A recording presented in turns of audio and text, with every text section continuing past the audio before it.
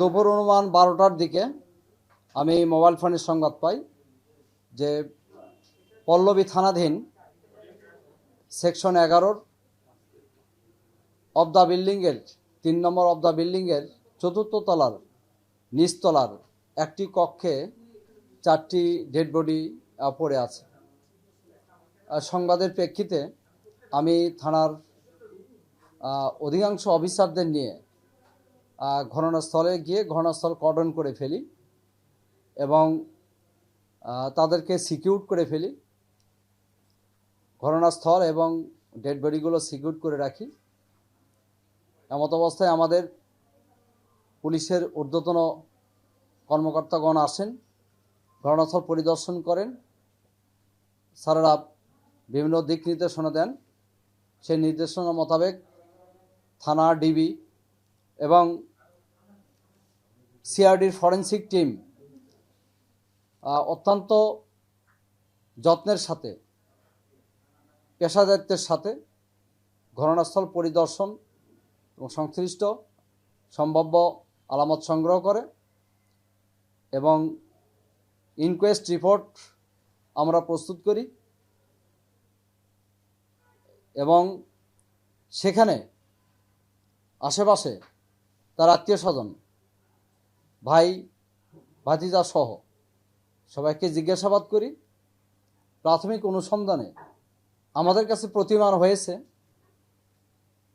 মাসুম যিনি আত্মহত্যা করেছেন সর্বশেষে, তো তার পরিবারটা, তার 2টে শিশু বাচ্চা ছিলেন।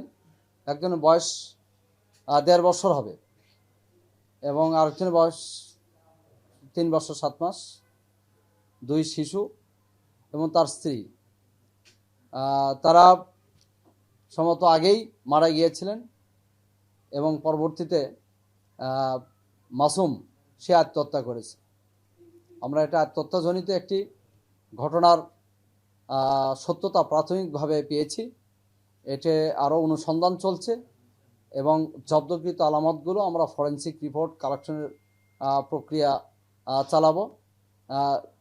তাদের মৃতদেহ, 4টি মৃতদেহ সোহরাওয়ার্দী মেডিকেল কলেজ হসপিটাল মর্গে প্রেরণ করা হয়েছে এবং তাদের অনেকের আত্মীয় স্বজন আসে নাই। আসলে আমরা এটা প্রক্রিয়া, আইনগত যে প্রক্রিয়া সেটা আমরা করে সম্পন্ন করব। আত্মহত্যাজনিত আসলে ঘটনা, এটা আমরা ফরেনসিক মেডিকেল রিপোর্টের বাইরে আপাতত বলতে পারতেছি না। বাচ্চা দুটো আত্মহত্যা না, বাচ্চা দুটো তো আত্মহত্যা করে। বাচ্চা দুটো আসলে এখানে সর্বশেষ আমি প্রথমেই বলেছি মাসুম সর্বশেষ আত্মহত্যা করেছে, অর্থাৎ যে বাড়ির মালিক অর্থাৎ মাসুম মৌসুমী, তার স্ত্রী হচ্ছে ফাতেমা ওরফে সুমি, তার 2 সন্তান, আপনার মিনহাজ আর একটা আসাব। তো তাদেরকে সম্ভবত কোনোভাবে আমরা বাহ্যিক কোনো লক্ষণ পাই নাই। হত্যার যে লক্ষণগুলো বাহ্যিকভাবে ওইভাবে পরিলক্ষিত হয়নি। এই কারণেই ফরেনসিকের অর্থাৎ মেডিকেল রিপোর্টের জন্য আমরা পাঠিয়েছি। পারিপার্শ্বিক তাদের মধ্যে কোনো ঝগড়া, বিবাদ, মারামারি, অন্য কোনো ক্রাইসিস ছিল না। পারিবারিক তাদের যে লাইফস্টাইলগুলো আমরা অনুসন্ধান করেছি, তাদের হিস্টোরিগুলো কালেকশন করেছি, সেখানে কিন্তু আসলে পাই নাই তাদের মধ্যে আসলে প্রতিবেশী। আমরাও তাদের নিজস্ব প্রতিবেশীদের আমরাও জিজ্ঞাসা করেছি, তারাও বলছে যে তাদের মধ্যে আসলে কখনো এই ধরনের ঝগড়াঝাটি আমরা দেখি নাই। কারণ হইতে পারে যখন একটা ঝুলন্ত অবস্থায় ছিল তখন একজনের টাকা কেটেছে, সেটা হচ্ছে মাসুমের তো এটা কাটছে, তারপরে কেসি দিয়ে সেগুলো ইকুইপমেন্ট আমরা কালেকশন করেছি। সব তথ্য বা উপাত্তগুলো আমরা কালেকশন করেছি। এগুলো আপনার সবগুলোই ফরেনসিক কিংবা মেডিকেল রিপোর্ট বা ইনকোয়েস্ট এবং আপনার এখানে পোস্টমর্টেম রিপোর্টটা হচ্ছে মেইনলি এটা আমরা ধরে নিতে পারি যে ঘটনায় সেটা সুইসাইডাল হোক বা হোমিসাইডাল হোক, এটা আসলে ফরেনসিক রিপোর্ট কিংবা পোস্টমর্টেম রিপোর্টের প্রেক্ষিত ছাড়া আসলে বলা আমার পক্ষে বা কারোই পক্ষেই বাহ্যিকভাবে বলাটা বা আমরা এটা বলার রাখি না। হ্যাঁ, এটা আসলে যৌক্তিক দিক রাখি না। লোন একটা বই আমি পেয়েছিলাম, একটা আসলে বই পেয়েছিলাম, আপনারা আসলে ছবি নেওয়ার দরকার নাই। এই বইটাতে আসলে টাকা ও জমা টমা করতো আর কি। এই বইটাতে এটা আসলে জমা করতো, এই বইটাতে আসলে টাকা জমা করতো। এটা হ্যাঁ, এটা আসলে লোনের বিষয়টা আসলে পাইনি আমরা, লোন ছিল কি এ বিষয়ে। ওই মেয়ের অর্থাৎ তার ওয়াইফের বাড়ি হচ্ছে ঝিনাইদহ, তাদের লোকজন আসলে আমরা তাদের সাথে কথা বলে এই পক্ষ পেয়েছি, আর একটা পক্ষ ইয়েতে আছে, আসতেছে মাঝপথে আছে। রিক্সা চালক ছিলেন, ওনার বাড়ি এখানেই, এই বিহারি কলোনিতেই তার জন্ম। তো 71-এর পর থেকে তারা এখানে আছে।